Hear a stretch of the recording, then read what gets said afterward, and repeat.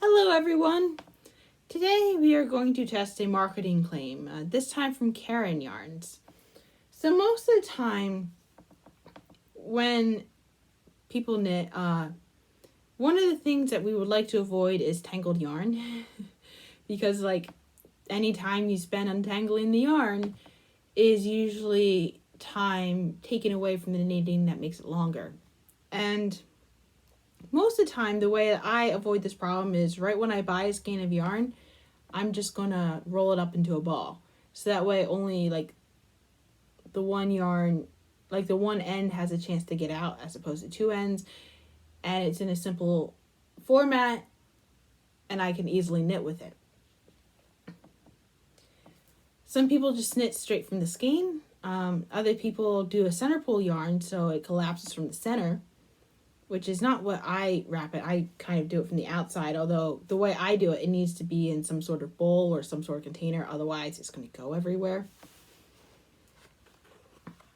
But Caron claims that by marketing their yarn in this format, which kind of looks like a donut in this format, but the picture makes it look like it's a bit of a horseshoe, it claims that this doesn't tangle. Now, I happen to like Caron yarn very much. They're simply soft. It is simply soft. I love the texture of that yarn. And honestly, if this prevents a lot of the tangles from happening, that could be a game changer. I am wondering about the two colors here. I'm wondering if this is just simply two different skeins of yarn wrapped around one thing, or if this is actually a variegated yarn. Wait. There is some sort of a color variegation there. It might actually be connected. We'll find out. I'm not sure how much will be connected because this is the pattern they're advertising. And that's a long time to go without any variegation change. But I'm not going to be making this particular pattern because it wanted me to buy 5 of these to make the pattern. And I'm not doing that. I can just test out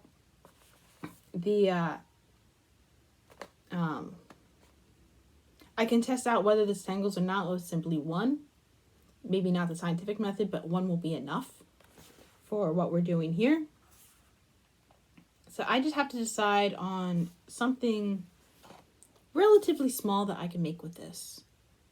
And we'll give it a shot and see how well it tangles or doesn't tangle. I started using the croissant today, which when it came in the packaging, it was actually more of a donut. It was more like this. Because inside, I don't know if you can see, there's a little plastic thing. And I attempted to take the yarn out without pulling the plastic apart first. And that was very, very difficult. It was constantly unwrapping the yarn. It's how can you promise to be tangle free if it's hard to unwrap? But then once I pulled the plastic bit apart, it became so much easier to take the yarn off. Now, the way that this has been wrapped up is instead of going all the way down, it's kind of combined in one end. It's only released a little bit. I already have this much made and I've only released this.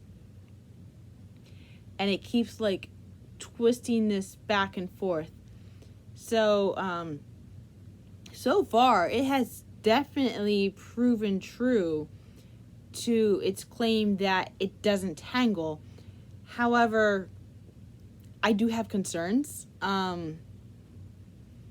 So my concern is about how to replicate this. I mean, I don't think that it's going to be something that's going to be very easily known because the package says patent pending, which means it's going to be something they're not necessarily going to release. It's something that they're going to hold the secret onto. But also, if you take a look at that, that's machine woven. That's not human woven. When you have like a human woven thing, you don't really have a lot of crisscrosses in that pattern. You have something that does look more like that. And like I don't really have any nearby to show you at the moment, or at least by nearby I mean not in this room. But like no human's gonna wrap it like that.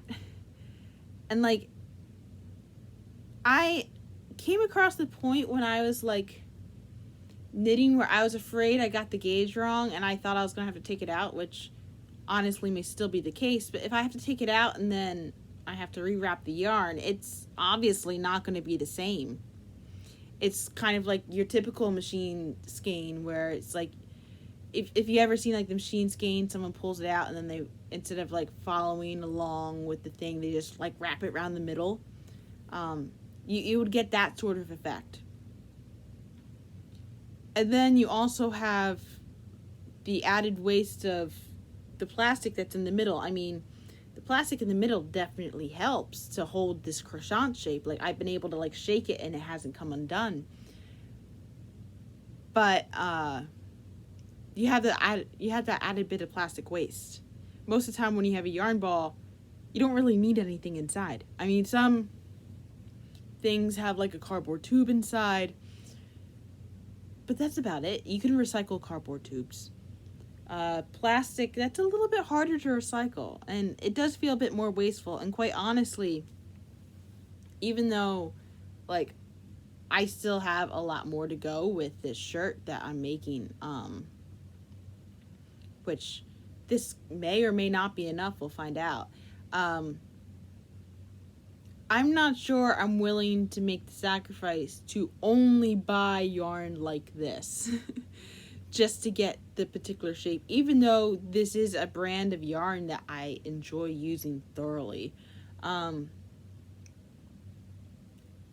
Like, it's kind of like, it's a hack that makes it easier, but it's not like the end-all be-all for using the yarn once you know what you're doing, once you can actually like untangle it, you know? So I'm going to continue working with this. I'm going to see how this continually unfolds. And see, like, what I'm also, like, really curious about is you can see at some point we're going to have, like, a color transition. So I'm wondering how that color transition is going to work. If it's going to be gradual or if it's just going to be like, boom. Or if it's going to be like,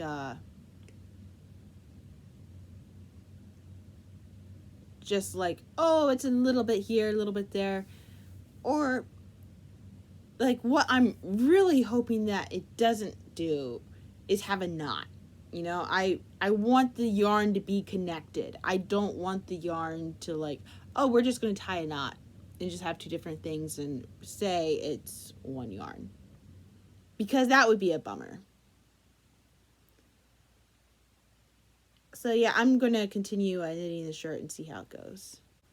Update on the shirt that I'm working on with the croissant.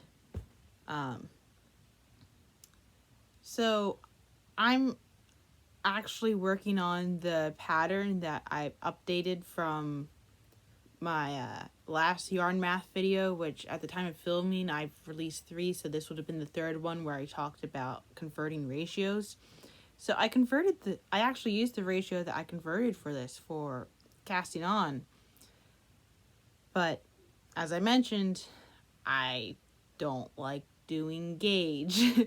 I don't like doing a swatch to find out gauge ahead of time, and this seemed kind of bunched up for me considering how like big the actual like circular needle that I was working on was.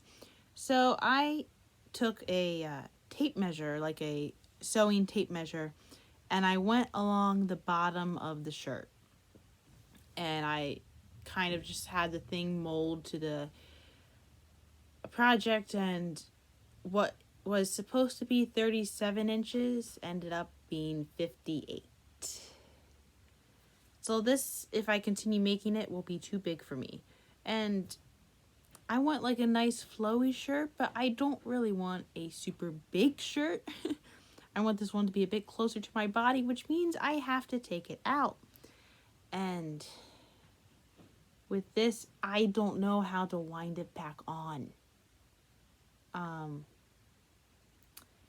So there's going to be some guesswork when it comes to that.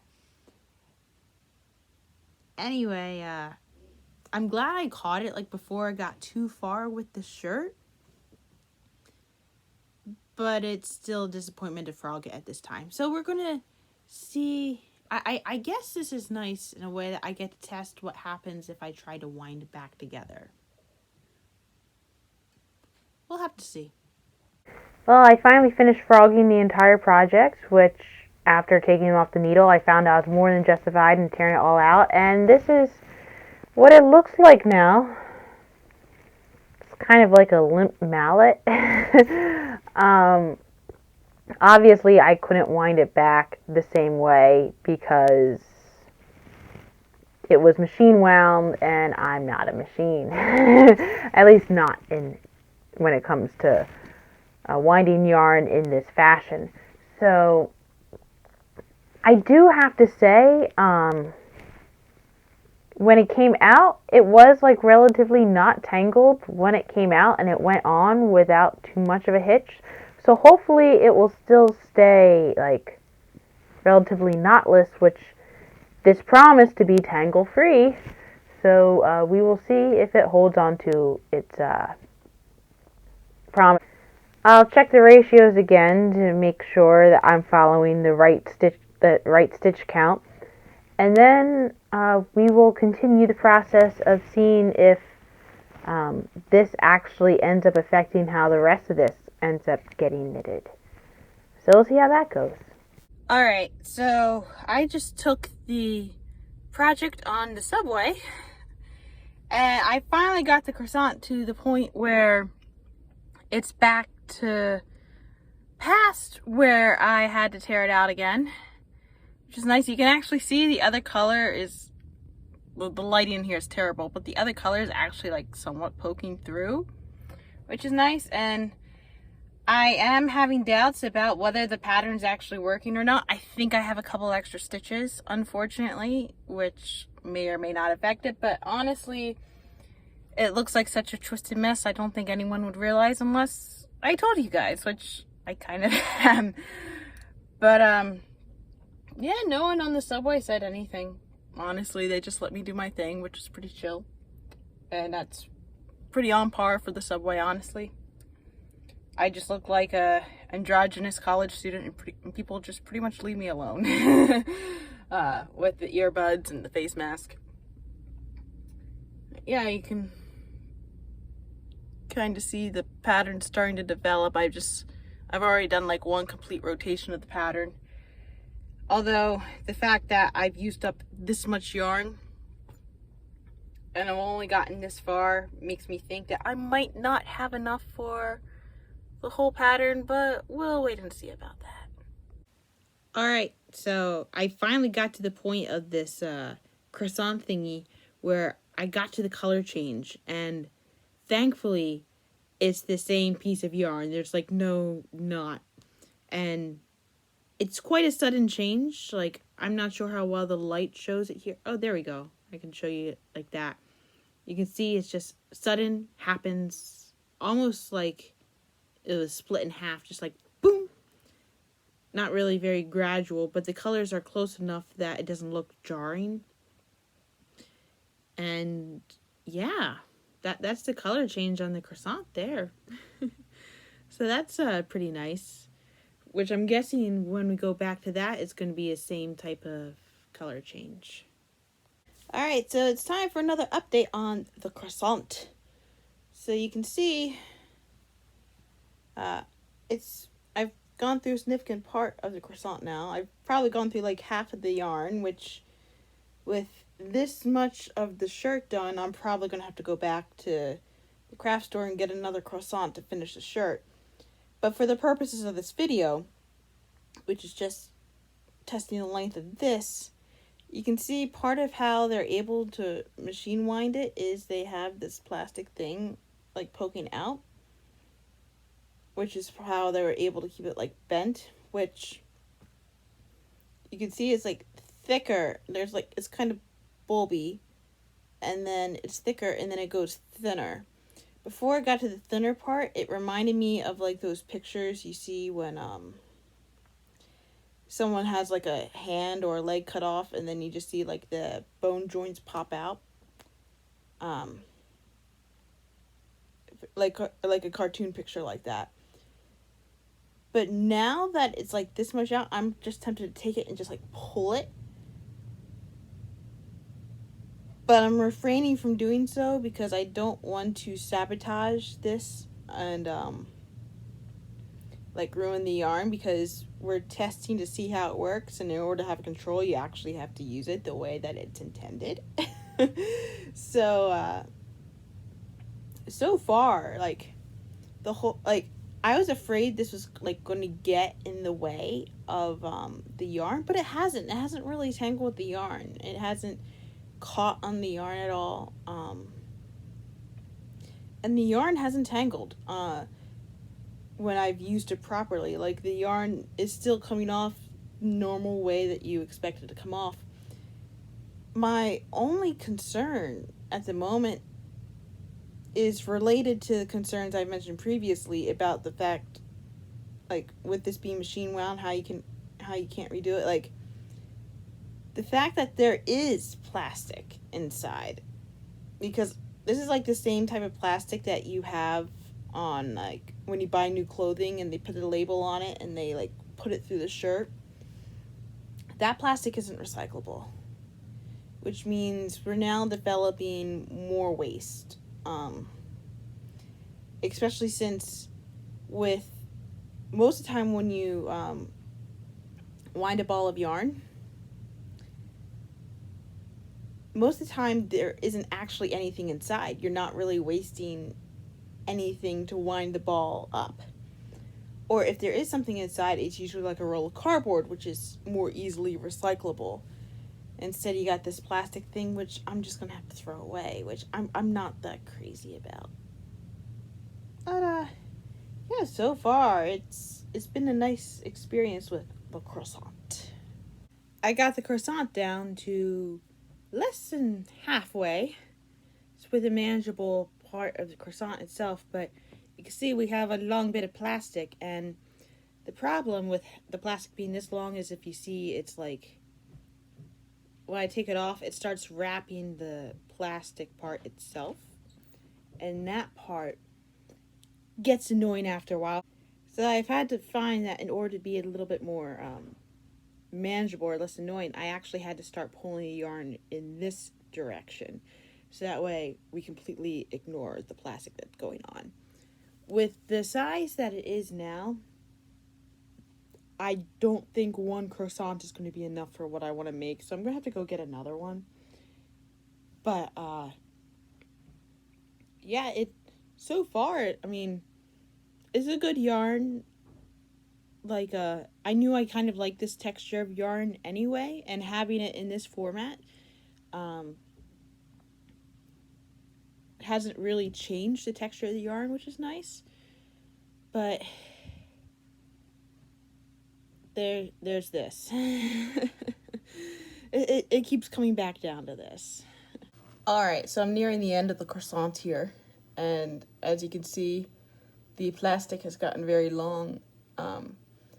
What I've been having to do is I've been having to pull out a lot of yarn at once, because otherwise I get what you see what's happening here, where the yarn gets wrapped around the plastic. At this point, even though I'm pulling from this side, it's been largely unavoidable, and it's been annoying. I mean, technically, you could say, like, is it more annoying that it tangles or that it catches on something? I mean, I guess it depends on the person, right? But for me, I mean, if it tangles, it only tangles once. Like, if you wind it in an outer pull, then it's in a way where you can easily wind it back up. No big deal. It's only going to come out from one spot. while if it's continually catching on something, that's kind of like a more minor annoyance. I guess the difference is like having some, I guess the difference is between like having someone punch you once really hard in the shoulder, which is the Tangle annoyance, versus just having someone go like, I'm not touching you, I'm not touching you, I'm not touching you, just tapping you repeatedly. It's like, stop. And that's what this feels like. I mean, there may be some annoying part to it anyway, but it's like, which annoyance do you have? Also, let's just mention this is starting to look like it has a very suggestive shape. At this point, as you can see, I've gone through the second color change. The second color change was pretty seamless as the first. It's like pretty abrupt. No need to tie the yarn. So I'm not going to have enough on the croissant to finish the shirt. So I've already had to go buy out another one. But I've already made like good progress on the shirt. I'm like over halfway there. I have finished the croissant. I am left with the plastic thing, which I'm not finished the shirt, but I finished the point where I wanted to test out which does this live up to its promise of not tangling? And the answer is truthfully yes. This doesn't tangle.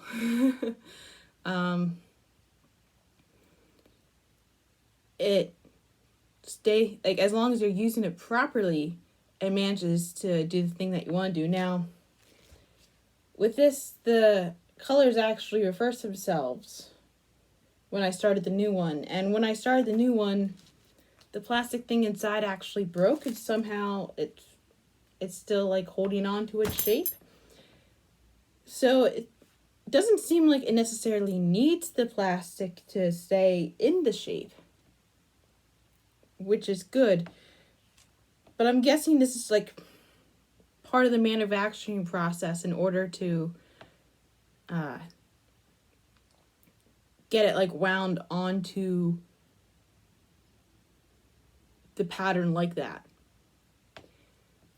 And I know I've mentioned this in the video before, but my biggest complaints about this are the fact that it produces a piece of plastic like this at the end.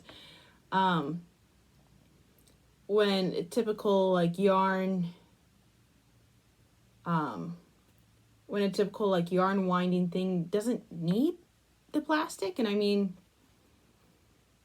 in all honesty, when you work for yarn in a while, like untangling yarn does become like second nature. It becomes a skill that you're expected to know how to use. It's kind of like,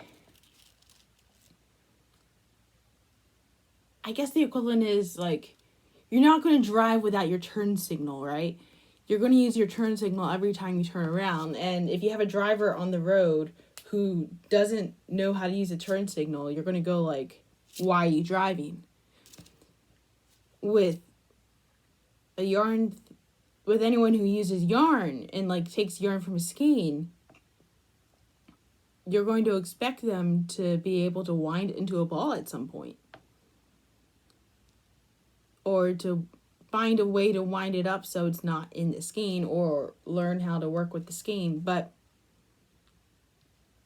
while I did have to buy another skein just so I could finish this pattern, I'm not sure I'm going to make a habit of buying the horseshoes, simply because I don't need to. Like, the colors were nice that they were offered, and like the texture of the yarn is nice, but when it comes to detangling yarn, that's not really a concern of mine. Now, if untangling yarn gets on your absolute last nerve and you want something to prevent that, this horseshoe will do it. But I think this solves a problem that already had a solution to it. I'm not sure it's the innovation that was needed. So anyway, that was today's entertainment. Have a nice day.